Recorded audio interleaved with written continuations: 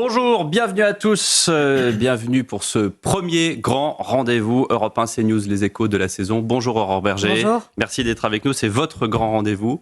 Vous êtes ministre démissionnaire chargé de l'égalité entre les femmes et les hommes et de la lutte contre les discriminations. Vous êtes au cœur d'une situation inédite dans la Ve République, en tout cas sur un temps aussi long, celle d'un gouvernement démissionnaire qui gère les affaires courantes, alors que depuis le 8 juillet dernier, la France attend la formation d'un nouveau gouvernement dirigé par un nouveau Premier ministre. Les Français ont été excessivement nombreux à se déplacer aux urnes pour provoquer une alternance. Au retour de l'été, non seulement ils se retrouvent dans cette situation inédite, mais la France va mal, l'économie, la sécurité, l'antisémitisme, malgré 2 parenthèses olympiques. Pour vous interroger avec moi ce matin, Christophe Jacubizine du journal Les Échos. Bonjour Christophe. Et Mathieu Bock-Côté. Bonjour Mathieu. Bonjour. Aurore Berger, vous êtes une proche du président. A-t-il arrêté son choix et connaissez-vous celle ou celui qui irait à Matignon ?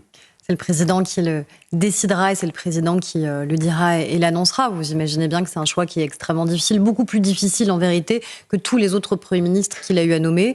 Déjà parce qu'on a fait un constat très clair, c'est que nous avons perdu les élections législatives et il faut avoir l'honnêteté de le reconnaître, ce qui veut dire que le futur premier ministre ne peut pas être issu de nos rangs. On l'a dit, nous, immédiatement. Donc, il ne va pas nommer un proche à Matignon. Il va nommer quelqu'un qui doit pouvoir permettre, en effet, une alternance politique. Mais ça, c'est un dogme où, malgré 41% des Français qui placent en premier Gabriel Attal comme souhait de nouveau Premier ministre. Peut-être parce qu'il y a aussi la peur de qui pourrait être nommé et donc quelle autre politique pourrait être menée. Je crois qu'il y a aussi ça dans ce que disent les Français, parce qu'en fait, il y a plusieurs enseignements des élections législatives. Il y a à la fois une mobilisation extrêmement importante, très rassurante d'ailleurs pour la vie politique et démocratique de notre pays. Il y a les enseignements du 30 juin, le RN qui arrive largement en tête le 30 juin, et puis un front républicain qu'on disait moribond qui se remet en place au moment du 7 juillet. Donc au final, beaucoup de députés aussi qui ont été dans des duels, élus non pas pour, mais élus contre le Rassemblement national. Donc c'est pour ça aussi qu'il faut être très vigilant dans ceux qui disent on a gagné, notamment le nouveau Front populaire, la gauche qui aimerait faire croire à cette fable de « on a gagné ». Non, c'est le premier bloc aujourd'hui au sein de l'Assemblée nationale, mais dans l'incapacité totale de s'élargir. Et la plupart des députés d'ailleurs de leur bloc ont été élus contre le Rassemblement national. Mais alors, Aurore Berger, on a du mal à comprendre. Vous dites que ce n'est pas quelqu'un qui doit être proche du président. Donc ça veut dire, parce que les Français, on est un peu perdus, ça veut dire que c'est quelqu'un de la gauche ou quelqu'un de la droite. On a l'impression que chaque jour, un coup on a un PM possible de gauche, un coup on a un PM possible de droite. C'est pas la même chose quand même. Ministre. Non mais c'est sûr que c'est pas la même chose de manière assez évidente. Et d'ailleurs, quand moi souvent on me pose la question, puisque je suis à la fois ministre, et c'est toute la particularité de cette situation, j'ai été réélue députée, si vous êtes député demain, il va se passer quoi ? Est-ce que vous censurez ? Moi j'ai dit une règle simple. On a heureusement écarté le risque de la présence de la France insoumise dans un gouvernement, parce que là, il y avait une censure, pour moi, par principe, qui devait pouvoir exister, qui est on aura un nouveau Premier ministre qui prononcera ce qu'on appelle une déclaration de politique générale. Et c'est à l'aune de cette déclaration de politique générale qu'on jugera si ce Premier ministre peut avoir la confiance, le soutien des députés, y compris des députés du bloc central, ou s'il ne mérite pas cette confiance. C'est-à-dire que si on a un Premier ministre qui dit demain abrogation. On parlait de la loi anti-squat, abrogation et anti-squat, abrogation de la loi des retraites, abrogation de la loi immigration, ça, c'est dans le programme taxation. du NFP. Il n'y a pas que le Rassemblement national. Vous avez mentionné, vous dites LFI au pouvoir, certainement pas. Mais diriez-vous, comme d'autres, le programme du NFP, certainement pas non plus? Ah mais ça c'est une certitude. Le programme du NFP aujourd'hui, c'est ce que je dis. Sans participation de LFI. Taxation et abrogation.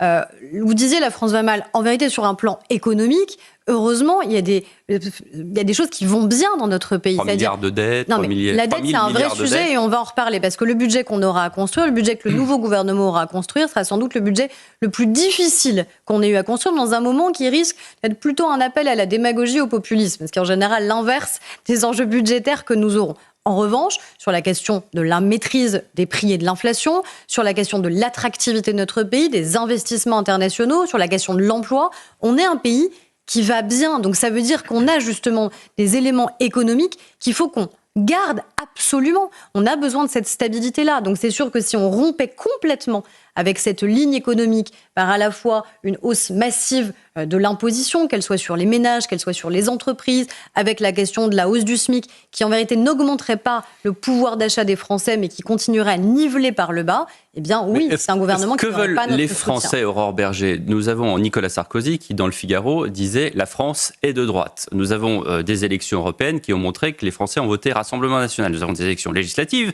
qui, avec effectivement les ajustements qui ont pu être faits entre les deux tours, ont voté plutôt Nouveau Front Populaire. Comment est-ce que vous y retrouvez là-dedans ? Et est-ce que vous êtes d'accord d'abord avec Nicolas Sarkozy qui dit que la France est de droite ? En tout cas, elle n'est pas très à gauche. Bon, c'est une réponse. Non, mais moi, je ne crois pas à la fable qui est que les Français auraient souhaité, par ces élections législatives, nous forcer à une grande coalition. Les Français qui ont voté Rassemblement national espèrent le Rassemblement national au pouvoir. Les Français qui ont voté NFP espèrent la gauche au pouvoir. Les Français qui ont voté pour le bloc central espèrent que nous puissions rester. Mais nous sommes condamnés de facto par la composition de l'Assemblée nationale à faire en sorte que nous ne soyons pas chacun dans notre couloir, mais qu'on arrive à travailler ensemble. La question, c'est comment on arrive à travailler ensemble sans perdre des enjeux, pour moi, de stabilité économique et de cohérence politique. Parce qu'une grande coalition sans plus aucune cohérence politique, ça, pour moi, c'est une autoroute pour le Rassemblement national et ça n'est pas ce qu'on doit, évidemment, provoquer. On a la nécessité de partir des priorités des Français. Et là-dessus, on a tous entendu les mêmes messages pendant les élections législatives. La question des salaires, du pouvoir d'achat, la question du logement, la question des services publics et la question d'un régalien qui soit fort, notamment sur la question de la justice et de la justice pénale. Quand on vous écoute, on se dit, mais on n'est pas prêt d'avoir un gouvernement, ni même une majorité pour le soutenir, parce que vous dites des choses qui sont un peu irréconciliables, en tout cas aujourd'hui. Vous dites d'abord, les Français ne veulent pas de coalition. Il y a ceux qui sont très à droite, ceux qui sont très à gauche. Personne ne veut une coalition centrale. Et vous dites, le job du président de la République, c'est de trouver un gouvernement qui puisse constituer une coalition à l'Assemblée. Parce que malheureusement, c'est la réalité qui est face à nous. Les Français, quand ils votent aux élections législatives les 30 juin et 7 juillet, votent pour un député dans leur circonscription, votent pour un parti politique. Ils ne votent pas pour un patchwork. Il se trouve qu'à l'issue de ces élections législatives, c'est ça qu'on a obtenu. Mais ça veut dire que l'accouchement va être douloureux. Ça veut dire qu'on va avoir un gouvernement, il va être censuré, on en aura un autre, il sera encore censuré. On va faire ça combien de temps ? On se dirige vers une 4e République dans la 5e. C'est la raison pour laquelle les mêmes qui disent c'est trop long, quand on regarde le niveau de contrainte qui pèse sur le choix du Premier ministre et ensuite sur la composition d'un gouvernement, non. Je ne crois pas que ce soit trop long, parce que l'enjeu de cette nomination, de ce nouveau Premier ministre, en quoi est-ce qu'il pourrait être accepté par une majorité, en tout cas pas refusé par une majorité à l'Assemblée nationale, et quelle est ensuite la cohérence politique de l'action qu'il va pouvoir mener. Donc le président préfère retarder ce crash test. En Espagne, les différentes coalitions, elles ont pris entre 2 et 4 mois. En Allemagne, entre 2 mois et demi et 5 mois et demi. En Allemagne, ça prend toujours plus de temps, vous le savez très bien. Et encore, je ne vous ai pas donné des exemples beaucoup plus longs en Belgique ou autre. Ouais. Donc nous, on n'est juste pas habitués dans notre culture politique, parce qu'on est habitué à avoir des majorités relatives mais larges, ou des majorités absolue, donc il n'y a pas d'ambiguïté, il y a des choix politiques après à faire au sein des différents partis. Ce que j'attends, c'est aussi de la responsabilité de la part des partis politiques eux-mêmes. On ne peut pas avoir la gauche qui nous dit « si vous nommez quelqu'un de gauche, on le censure », et on ne peut pas non plus avoir Laurent Wauquiez qui dit « si vous nommez quelqu'un de droite, on le censure ». C'est quand même pas cohérent. Est-ce que nous sommes en ce moment dans une logique de double front républicain ? C'est-à-dire, au moment du vote, tout sauf le RN, et une fois que l'Assemblée est composée, il y a cette idée tout sauf un gouvernement du NFP. Donc finalement, l'espace à partir duquel construire un gouvernement est assez limité. L'espace, c'est aussi ce que nous, on choisit et les lignes rouges qu'on fixe. De manière évidente, les Français ont écarté le fait que le Rassemblement national puisse gouverner. Donc la question ne se pose pas de savoir si aujourd'hui le Rassemblement national, l'extrême droite, pourrait gouverner. Et ensuite, nous, on a posé une ligne rouge très claire, on n'a pas été les seuls à le faire.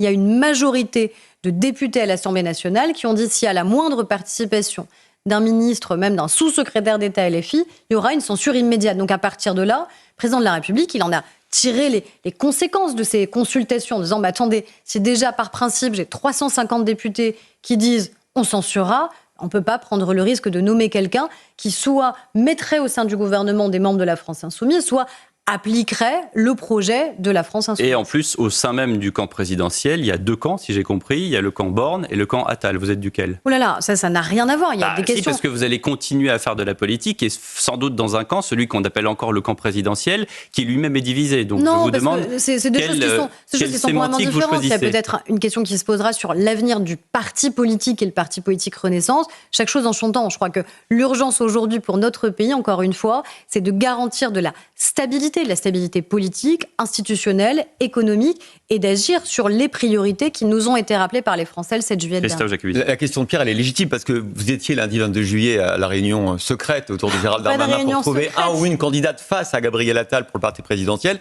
Vous avez finalement décidé de pousser Elisabeth Borne à être candidate face à Gabriel Attal. Même le parti présidentiel est donc divisé et vous êtes donc dans le camp Borne. Non, mais attendez, il n'y a pas de division. Nous, la grande différence avec d'autres partis politiques, c'est qu'on a des élections. On a des élections, vous voyez, il n'y a pas l'onction divine qui ferait qu'un tel ou une telle serait par principe président du parti. Ça existe dans d'autres formations politiques. Ce n'est pas le cas. Nous, on aura une élection avant la fin de l'année.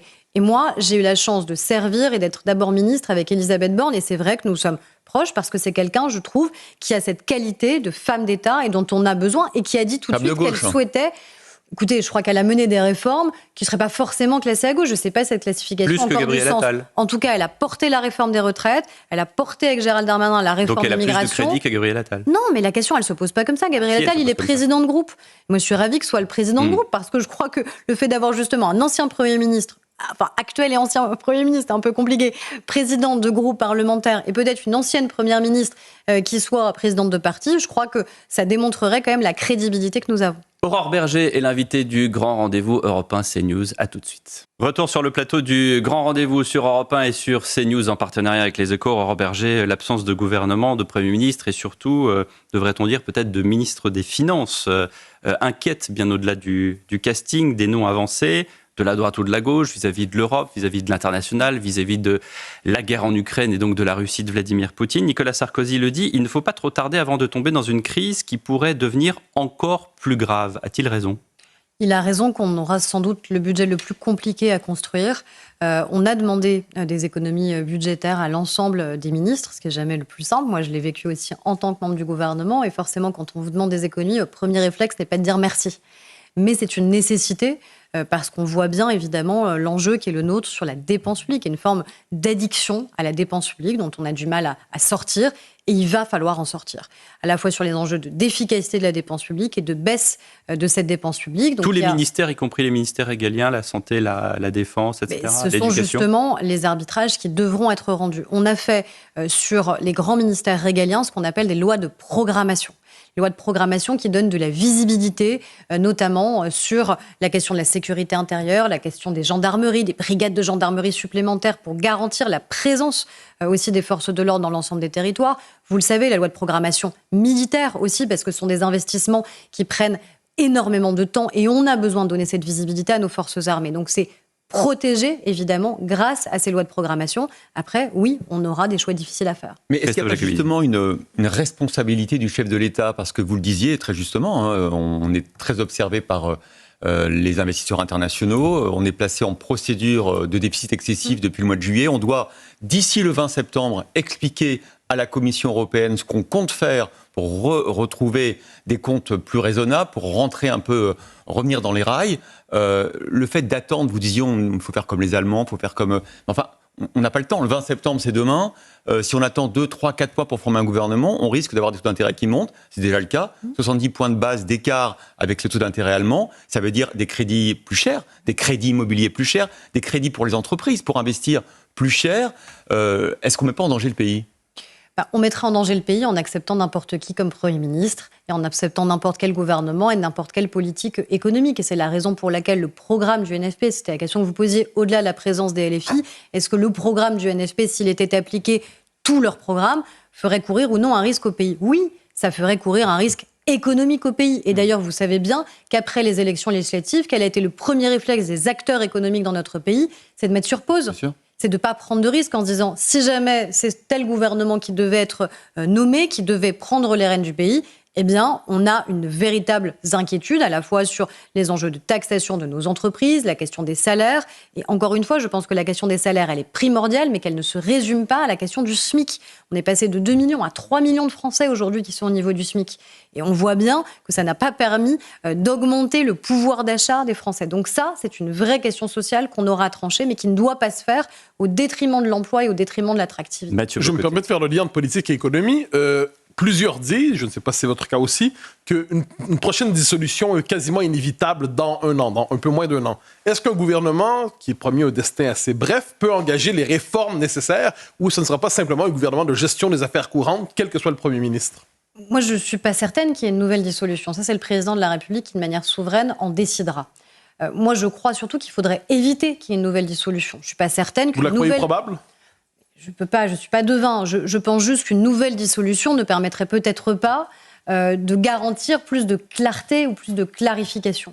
On a eu cette dissolution que le président de la République a décidée. Pourquoi? Parce qu'il ne pouvait pas être sourd aux résultats des élections européennes. Et donc, il a demandé aux Français de trancher, d'arbitrer. Et on voit bien qu'en fait, l'arbitrage qui a été fait par les Français nous place dans une situation inédite et extrêmement difficile. Est-ce que ce serait une situation moins difficile dans une nouvelle dissolution? Je ne crois pas. Je pense par contre que si en tant que député, individuellement, on est tous obsédés par l'idée qu'il y ait une nouvelle dissolution dans un an, alors oui, là c'est certain, on est condamné à l'inaction. Parce que personne n'a intérêt à s'entendre avec le camp adverse. Personne n'a intérêt à prendre des mesures qui sont difficiles si on est obsédé par le simple fait que dans 10 mois ou 11 mois, on reparte en campagne dans nos circonscriptions. Donc je pense qu'il faut qu'on se débarrasse de ça, qu'on se dise qu'on est là normalement, on va se dire pour normalement un mandat de 5 ans, mais il y a une élection présidentielle dans 3 ans. Donc espérons être là pour les 3 prochaines années avec cette configuration-là.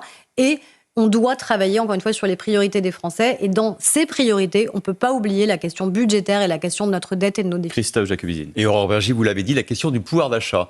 Il y a une proposition du MEDEF ces jours derniers sur l'allègement des charges pour justement les salariés au SMIC. Vous l'avez redit, ils sont 3 millions. L'allègement des cotisations sociales qui reste à peu près encore de 350 € pour un SMIC. L'idée, c'est de supprimer ces cotisations et en échange, parce qu'on ne va pas creuser la dette et les déficits, en échange, le retour de la fameuse TVA sociale. Par exemple, un point de TVA permettrait de financer l'allègement des charges sur le SMIC. Est-ce que vous trouvez que c'est une bonne idée? Le problème de la TVA, c'est qu'elle ne vous permet pas de résoudre la question du pouvoir d'achat des Français. Au contraire, elle a un impact direct sur la question du pouvoir d'achat des Français. Mais moins fort que 350 € de plus pour un salarié au SMIC. Oui, mais moi je pense que le problème, c'est qu'on a aujourd'hui trop de Français qui sont au SMIC. Sans compter qu'on a aujourd'hui un certain nombre de branches professionnelles où ils ont beaucoup d'échelons qui sont encore bloqués sous le SMIC. C'est un peu toute l'ambiguïté de la situation. Personne n'est payé sous le SMIC, mais on a des Français qui sont dans des échelons très très bas et qui doivent parfois espérer attendre 5 échelons, 10 échelons avant d'arriver à ce niveau-là. Et c'est ça qui est insupportable. C'est qu'on a des Français qui se disent, mais en fait, à quoi ça sert de bosser si, au mieux, dans 10 ans, j'ai la même situation économique. Donc c'est ça qu'on doit réussir à résoudre. C'est pour ça qu'on doit avoir, je pense, une vraie conférence sociale avec l'ensemble des partenaires sociaux, patronaux et salariés, le futur gouvernement, associer l'Assemblée à ça, de manière à ce qu'on parle non pas juste du SMIC sur lequel on polarise toutes les discussions aujourd'hui, mais vraiment de la question des salaires, de la progression évidemment des salaires. Mais ça, c'est une question à long terme. C'est-à-dire que je me souviens encore de Mme Toraval, la maire de Romancy, à chaque fois qu'il y a un problème, on nous propose un Grenelle. Là, vous proposez une grande conférence sociale. Les Français n'ont pas le temps. Ils ont attendu un gouvernement pendant 2 mois. Ils ne l'ont toujours pas. Non, mais une conférence sociale, ça peut aller heureusement très vite. Le MEDEF a dit effectivement qu'il y aurait une pause en attendant. Ça veut dire une pause dans les embauches, ça veut dire une pause dans le renouvellement des emplois, ça veut dire une pause dans peut-être les carrières au sein même d'une entreprise. On n'a pas le temps aujourd'hui de faire une conférence sociale. Il faut avancer. Non, mais c'est évident que quand vous avez de l'incertitude, les acteurs économiques, c'est ce que je disais tout à l'heure, la première réaction, c'est de mettre sur pause. Ça n'est pas d'avoir de nouveaux investissements, par exemple, dans notre pays, ou de nouveaux investissements dans leurs propres entreprises, ou de nouvelles embauches. C'est évidemment légitime. C'est le sérieux des acteurs économiques, évidemment, de le faire. En revanche, à partir du moment où un nouveau gouvernement serait formé, et je l'espère le plus rapidement possible, et c'est à ça que tout le monde travaille et œuvre, eh bien, je pense qu'il faut immédiatement cette conférence sociale, parce qu'on doit poser la question des salaires. Quand les Français parlent du pouvoir d'achat, il y a 2 sujets dans le pouvoir d'achat. Il y a les dépenses contraintes, notamment la question du logement, ce qui pèse sur vos dépenses, et il y a la question du salaire, du revenu. Et aujourd'hui, on voit bien que le salaire n'augmente pas suffisamment. Et donc c'est ça, évidemment, la question principale sociale qu'on doit avoir, qui est à mon avis bien plus importante pour des millions de Français que la question du SMIC. Personne n'a envie d'être au SMIC dans sa vie.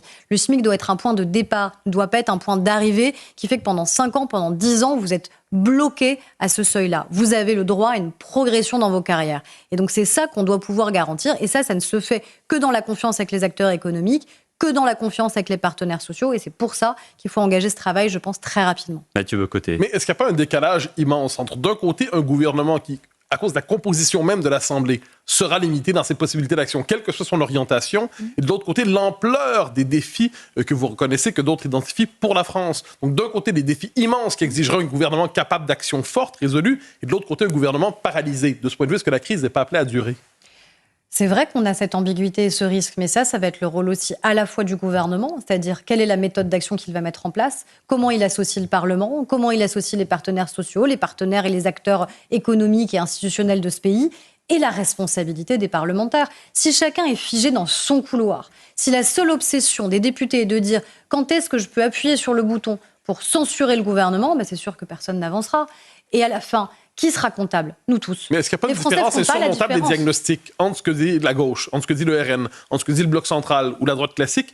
J'ai l'impression que la lecture même du pays n'est pas du tout la même. C'est sûr que la lecture est Le différente. désaccord n'est pas sur les objectifs, il est même sur la lecture du réel. Je pense que la lecture du réel, en effet, elle est extrêmement différente. Après, quand moi, je vois ce que j'ai entendu dans ma propre campagne et ce que j'ai entendu de retour des députés, quels qu'ils soient, quel que soit leur territoire, il y a quand même des points de convergence, encore une fois. La question dite du pouvoir d'achat, qui est pour moi d'abord la question des salaires qui doit être posée. La question régalienne, je pense qu'on va en reparler parce que malheureusement, on a vu ces derniers jours des drames dans notre pays. On ne peut pas, à un moment, se cacher les yeux et avoir des ornières sur des enjeux essentiels, notamment sur la réponse pénale qui doit pouvoir y être apportée. Donc, encore une fois, un gouvernement qui ne dirait que taxation et abrogation, forcément, est condamné à l'échec. Et de la même manière, des députés qui seraient uniquement obsédés soit par leur future réélection, si nouvelle dissolution, soit par l'idée de censurer le gouvernement, condamnerait le gouvernement à l'échec. Donc ça va être ce pas de deux, totalement nouveau qu'il va falloir inventer. Aurore Bergé, on va se retrouver dans un instant et effectivement parler du régulien, de la justice. La phrase de la semaine, c'est peut-être celle de la veuve de l'adjudant Comines qui a dit « 1981 n'aurait pas dû exister ». On va vous demander ce que vous y avez compris dans cette phrase. Et puis, cette petite fille qui a été renversée par un motard faisant un rodéo urbain à Vallauris. Aujourd'hui, le papa met en ligne cette image sur les réseaux sociaux avec les images de sa petite fille qui, il l'a dit, sans doute ne reviendrait pas parmi nous. Merci la justice française. À partir de demain, les citoyens qui n'ont pas été arrêtés en flagrant délit, ils savent qu'ils peuvent rouler comme ils veulent, faire les fous sur la route, tuer, aucun respect pour notre fille, ni pour nous-mêmes. Vous allez réagir dans un instant sur CNews et sur Europe. Invité du grand rendez-vous Europe 1 CNews Les Échos ce matin, Aurore Bergé, ministre démissionnaire chargée de l'égalité entre les femmes et les hommes et de la lutte contre les discriminations. Deux drames terribles la semaine qui vient de s'écouler. D'abord celle de la mort de l'adjudant Comines en début de semaine lors d'un contrôle routier, un chauffard qui a fait un des 25 000 refus d'obtempérer répertoriés chaque année. Et puis question, Aurore Bergé, qu'est-ce qu'on fait contre des chauffards comme ce jeune à moto qui a fauché la petite fille à Vallauris? On a vu et entendu la déclaration du papa ce matin sur les réseaux sociaux et qui, je le précise, reste libre, même s'il est sous contrôle judiciaire. Alors le parquet a fait appel immédiatement de cette décision. Je pense que c'est très important de le dire, en demandant à ce qu'il ne soit pas uniquement sous contrôle judiciaire, mais qu'il puisse avoir... En attendant, la première décision, c'est qu'il reste libre. Non, mais le parquet, ça veut dire, voilà, il y a l'action de l'État immédiate pour dire on souhaite faire appel de cette décision, et je crois que c'est très important aussi de rappeler cela. C'est des drames qui sont absolument épouvantables, et je pense qu'on a tous été extrêmement émus par la déclaration de la veuve de l'adjudant qui s'est exprimée, qui c'est d'abord un cri de douleur d'une femme qui vient de perdre son mari, qui vient de perdre le père de ses enfants. C'est d'abord cette expression-là. Ça pose ensuite la question sur qu'est-ce qui aurait pu être fait ou qu'est-ce qu'on peut faire aujourd'hui. Il y a une chose fondamentale qui a changé au regard du parcours de celui qui a commis cet acte, c'est qu'il était entré en France de manière légale, il était entré en France quand il avait 7 ans. Aujourd'hui, parce qu'on a changé la loi, cette fameuse loi immigration que certains voudraient abroger, eh bien, ça veut dire que cette personne pourrait être expulsable. C'est-à-dire avant cet acte odieux et ce refus d'obtempérer, il y avait un certain nombre, on va dire, de petits délits. Ces petits délits, avant la loi immigration, ne permettaient pas de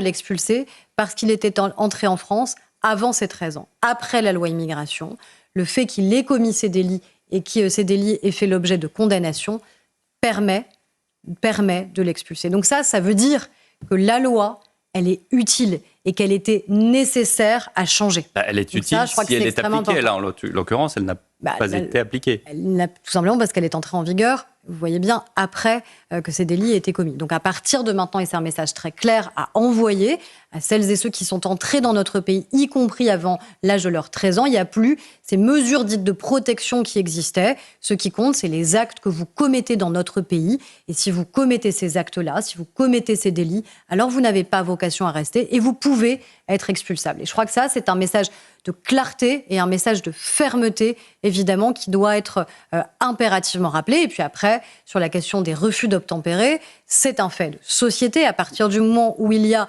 ce volume d'actes, malheureusement, qui existent dans notre pays. Et 5 000 qui touchent des personnes. Et donc la nécessité, encore une fois, de les appréhender comme tels. On voit une espèce de défi que certains se lancent sur les réseaux sociaux pour aller provoquer des forces de l'ordre, pour mettre en danger les forces de l'ordre et parfois d'ailleurs d'autres vies, parce que quand les forces de l'ordre interviennent, c'est d'abord pour protéger. Et contre cela, c'est tolérance zéro ? Mais évidemment que c'est tolérance zéro. Oui, mais... Évidemment que ça doit être à tolérance zéro. Moi, j'entends évidemment ce que dit cette dame et elle dit d'abord que fait le législateur.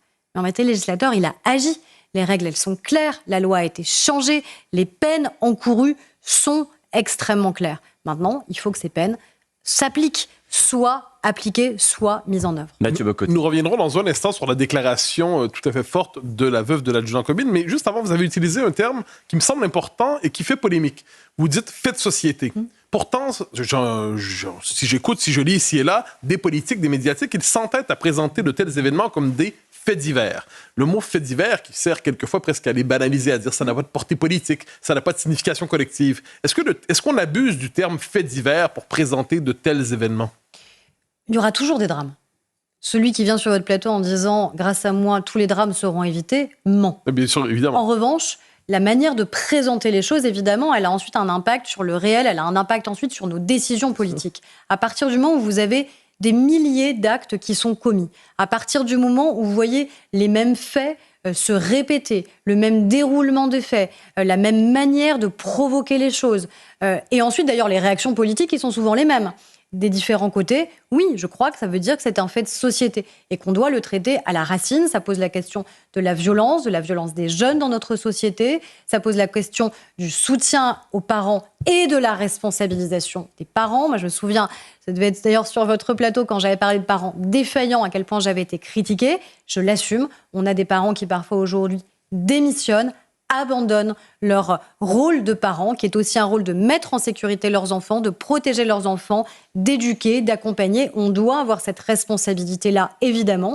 ou accompagner responsabilité, ceux qui ont ça veut dire plus de les difficultés. punir s'ils ne le font pas. Mais oui, d'ailleurs, c'est ce que dit la loi. Et je crois qu'encore une fois, il faut aussi que tous les hommes et toutes les femmes politiques tiennent ce discours et aient cette clarté-là. C'est-à-dire qu'avoir ce discours permanent d'excuses démontre à un moment une faiblesse de la société. Et cette faiblesse de la société, elle peut être appréhendée par un certain nombre de ceux qui commettent ces délits comme une autorisation à les commettre. Donc, il faut de la clarté. Et je crois que du point de vue du législateur, il y a cette clarté. Il faut que ce le soit encore plus du point de vue de la justice.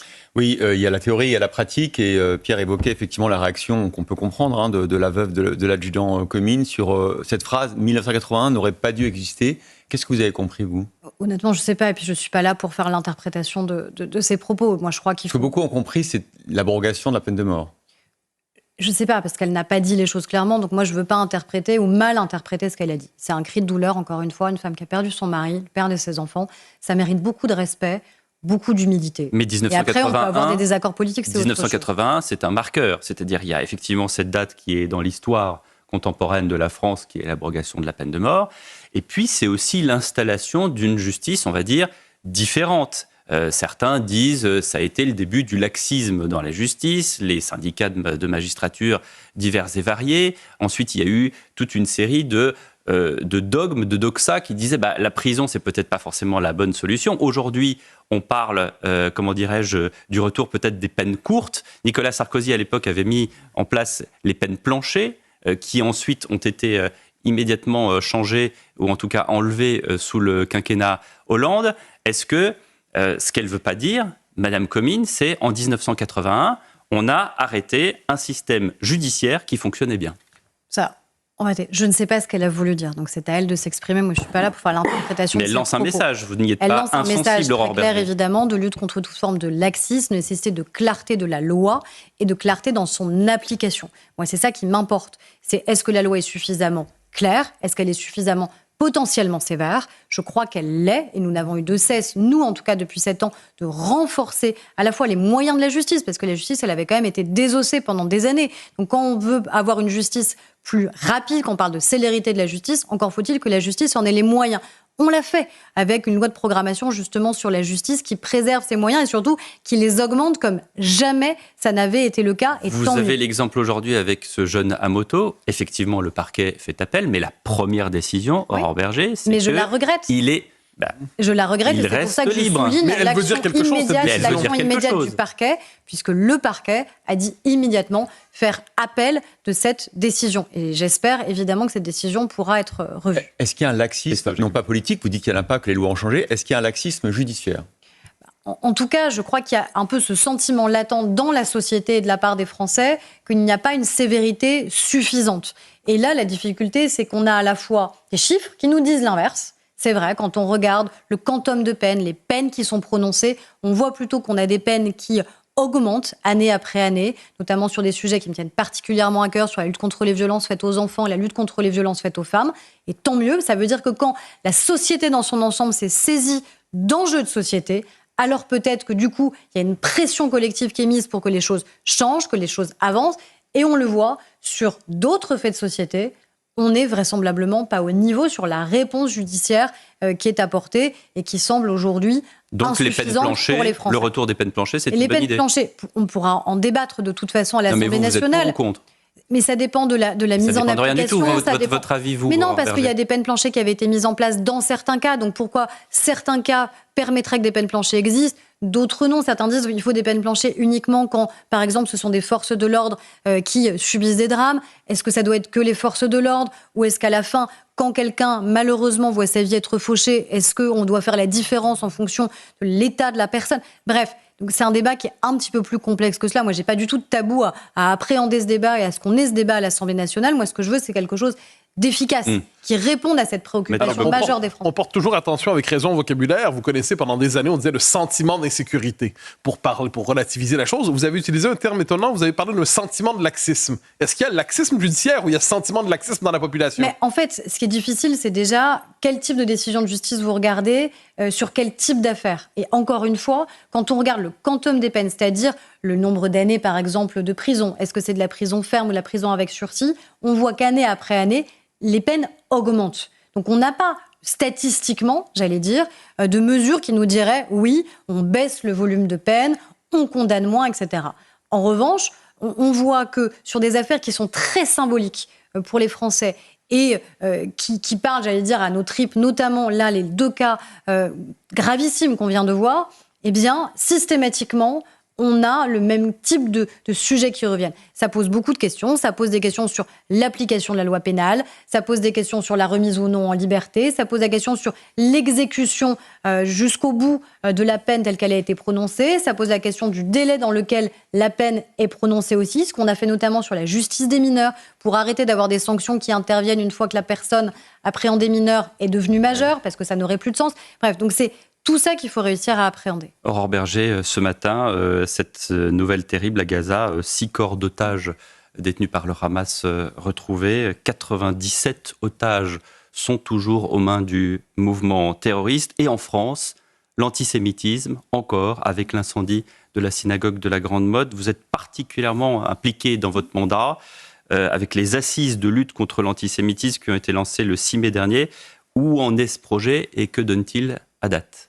Déjà, il ne faut jamais oublier que le point de départ de la situation aujourd'hui à Gaza, c'est d'abord les attentats terroristes commis par le Hamas le 7 octobre dernier et ne jamais oublier qu'on a des otages qui sont encore retenus et malheureusement ce drame, puisque nous avons appris que 6 d'entre eux avaient été assassinés. Et je crois qu'il faut systématiquement rappeler ce point de départ parce qu'en fait, le vrai point de déblocage de la situation humanitaire terrible à Gaza, c'est d'abord la libération des otages.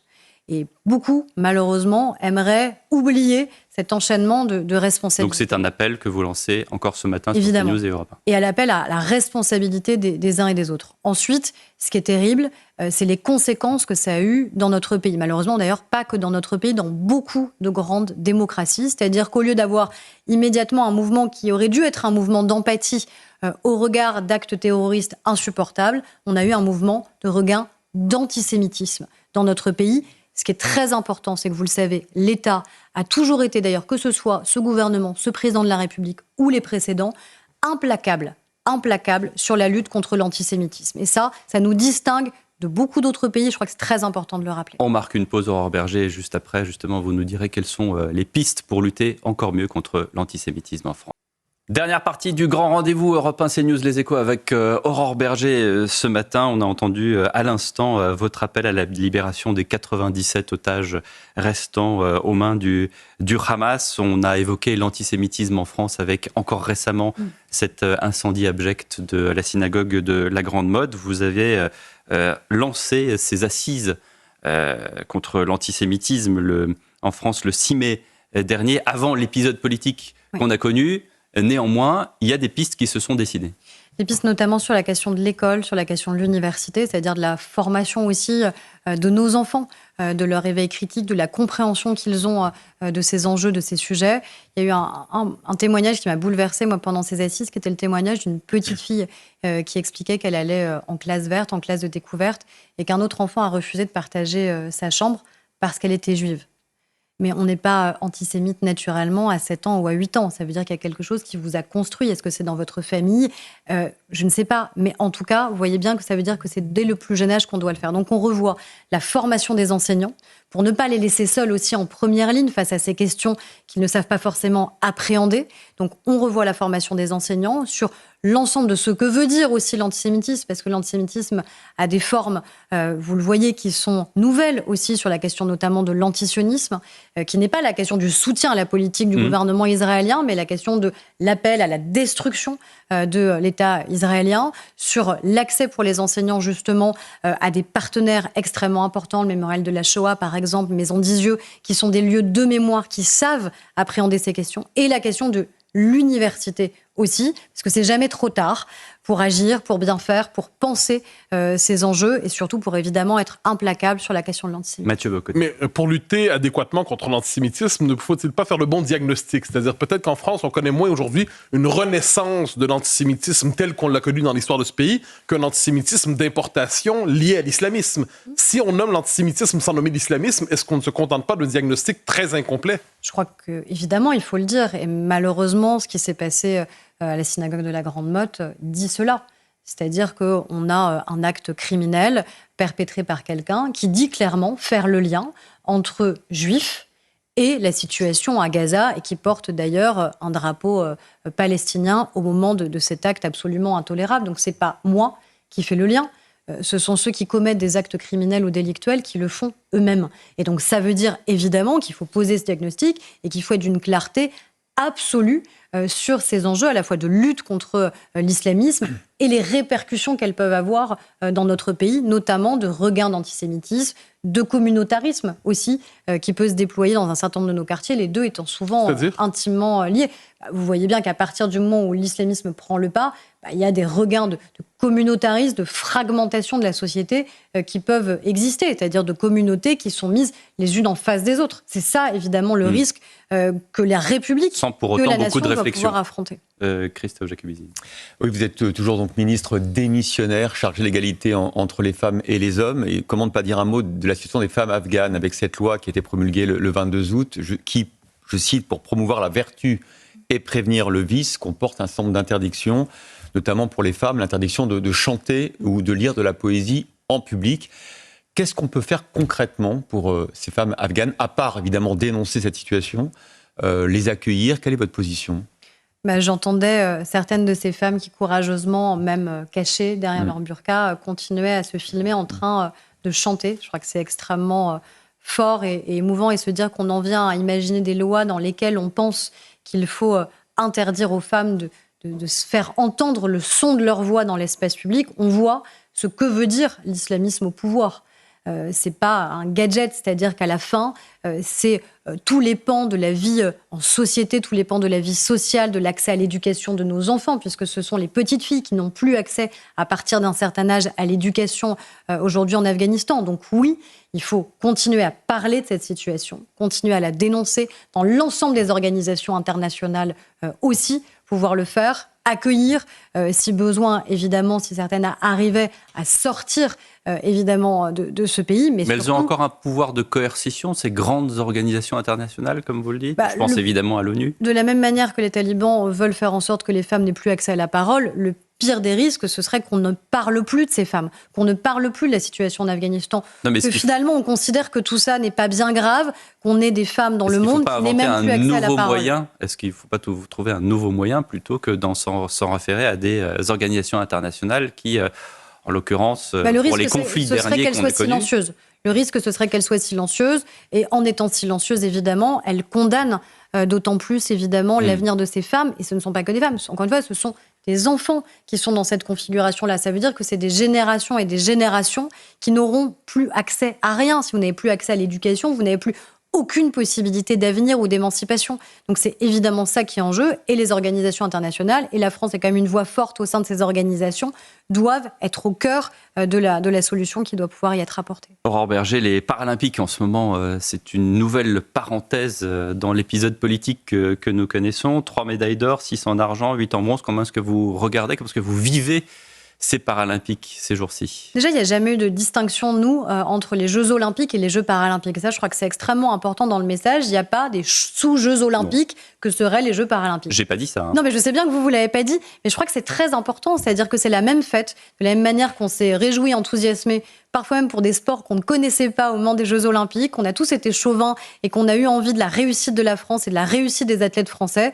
Mais je crois que c'est la même fête et la même ferveur populaire qui existe au moment des Jeux Paralympiques. Les athlètes ont dit qu'ils étaient très émus eux-mêmes parce qu'ils étaient plutôt habitués à être dans des stades où il n'y avait pas beaucoup de spectateurs. Là, ils sont devant des stades qui sont remplis et dans les mêmes lieux. Et ça, je crois que c'est extrêmement important. Ils sont au Grand Palais, ils sont place de la Concorde, ils sont au Château de Versailles, parce que ce sont des athlètes à part entière.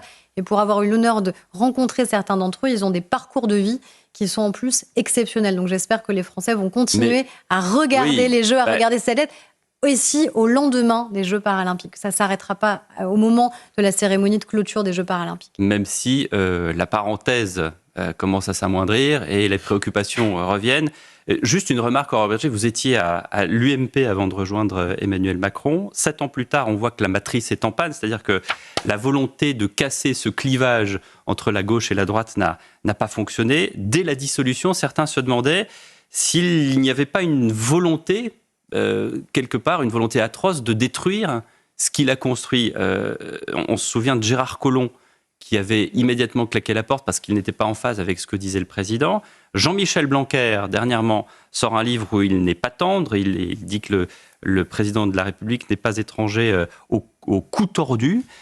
Ma question, en fait, c'est comment est-ce que vous, Aurore Bergé, une des premières d'En Marche, une des premières à avoir quitté la droite républicaine pour aller avec Emmanuel Macron dans sa campagne en 2016-2017, comment est-ce que vous allez vivre avec Emmanuel Macron jusqu'en 2027. Le président de la République, il est président jusqu'en 2027. Quoique certains essayent par des manœuvres politiques ou institutionnelles de faire croire. Vous parlez de la destitution au titre de l'article 68 bien sûr, lancé par LFI. Pas, et heureusement. Et ils le savent d'ailleurs au moment où ils le proposent. Donc, président de la République, il est pleinement président de la République. La question, c'est qu'au lendemain de 2027, qu'est-ce qui se passe ? Est-ce qu'on revient vous êtes déjà dans l'après-Macron ? Non, la question que vous posez, elle est là. C'est-à-dire, moi, je crois à ce qu'on est en train de faire politiquement. Je crois à cet héritage politique, économique. Je crois aux réformes qu'on a réussi à conduire. On disait de nous qu'on allait être en effet une parenthèse, qu'on serait balayé dès 2022. Et ce n'est pas ce qui s'est passé. Ça n'est pas ce qui s'est passé en 2022. Ça n'est pas non plus ce qui s'est passé là au moment en 2022, il y en a encore moins en 2024. Je sais bien, mais on n'a pas été balayés. On est quand même extrêmement nombreux à être revenus à l'Assemblée nationale dans une configuration politique qui était très difficile. On disait qu'on allait disparaître. On n'a pas disparu. Pourquoi ? Parce que je crois qu'on est un certain nombre à avoir réussi à nous implanter localement, et notre vrai défi, il est aussi là, les élections municipales demain, les élections locales, parce que c'est aussi comme ça que les partis politiques continuent à avoir une existence, et de démontrer quel est notre héritage politique. Assurer la survie de la Macronie, en quelque sorte. Mais ce n'est pas une question de survie d'un tel ou d'un tel. La question, c'est qu'est-ce qu'on a fait depuis 7 ans ? Moi, je crois à ce qu'on a fait d'un point de vue économique, d'un point de vue de l'attractivité, du point de vue de l'emploi. Je crois aux réformes structurelles qu'on a réussi à faire. La preuve, c'est que ceux qui veulent revenir au pouvoir sont les premiers à espérer revenir en arrière sur ces réformes parce qu'elles ont eu un impact. Alors, le clivage gauche-droite compte encore pour vous ? Et si oui, êtes-vous encore une femme de droite ? Je crois qu'en fait, les gens, ils ont toujours besoin de nous placer sur une carte. C'est beaucoup plus confortable. Il y a des clivages en politique. Et c'est sûr qu'ils me placent plus à droite qu'à gauche. Et je ne vais pas les démentir. Mais vous venez de l'UMP. Oui, non, mais bien sûr. Et moi, je renie pas du tout le parcours qui a été le mien, évidemment. Ça va mieux en le disant. Vous savez, on est tous venus de quelque part avant de rejoindre Emmanuel Macron. Par principe, par définition, c'est une nouvelle offre politique qu'il a fait naître en 2016-2017. Donc on venait tous d'ailleurs à ce moment-là. Mais moi, j'ai fait le choix d'être à ses côtés, de rester à ses côtés, de rester au sein du Parti Renaissance, parce que je crois justement à cette logique de dépassement politique. C'est évidemment difficile, c'est plus confortable parfois de se mettre dans une case, à gauche ou à droite, mais on voit bien aussi les divisions majeures de ces partis politiques. Regardez tout le vaudeville de cet été qui s'est produit sur la droite, avec Éric Ciotti qui est parti carrément rejoindre l'extrême droite. Qui fait l'UDR. Et qui reforme un nouveau parti politique. Et Laurent Wauquiez qui reforme un nouveau parti politique. Regardez les divisions à gauche. Quand vous voyez le score du RN et du NFP lors des législatives, vous ne dites pas que les Français veulent du clivage. Ils veulent pouvoir choisir, ils veulent pouvoir avoir une alternance. Je pense qu'ils veulent une forme de radicalité. Et ils veulent de l'alternance, ils veulent peut-être... Peut-être aussi, mais parce que c'est la première fois depuis très longtemps qu'un président de la République a été réélu hors cohabitation. Et donc, mine de rien, ça fait maintenant 7 ans qu'on est dans l'exercice du pouvoir, 7 ans qui ont été émaillés de crises, que ce soit la crise des Gilets jaunes, que ce soit des crises politiques, institutionnelles, la crise du Covid, le retour de la guerre en Ukraine, la situation au Proche-Orient. Donc on a dû gérer en permanence et réussir à faire en sorte de tenir le pays la tête hors de l'eau par rapport à des crises qui étaient quand même des crises majeures. Et on le doit à l'action du président de la République. Donc, et Jean-Michel Blanquer, il a raison d'écrire ce livre. Je ne l'ai pas encore lu. Je le dirai sans doute. Vous avez lu les bonnes feuilles. Vous avez lu les bonnes feuilles. Je pense qu'il me l'adressera. Je ne sais pas. Vous avez lu les bonnes feuilles. Est-ce que c'est une bonne manœuvre de la part de Jean-Michel Blanquer ? Moi, je sais que ça a été un très grand ministre de l'Éducation nationale. Donc moi, je ne dirais pas de mal de Jean-Michel Blanquer parce que je crois que ce qu'il a fait pendant les 5 ans de l'exercice en tant que ministre de l'Éducation nationale, sans doute Vous avez préféré la période Blanquer à la période Pap Ndiaye ? On lui rendra justice parce que le retour de l'autorité à l'école sur la question des fondamentaux, sur la question de la laïcité, je crois qu'on lui doit et heureusement. Merci beaucoup, Aurore Berger, d'avoir été avec nous. Très bonne suite de dimanche sur nos 2 antennes.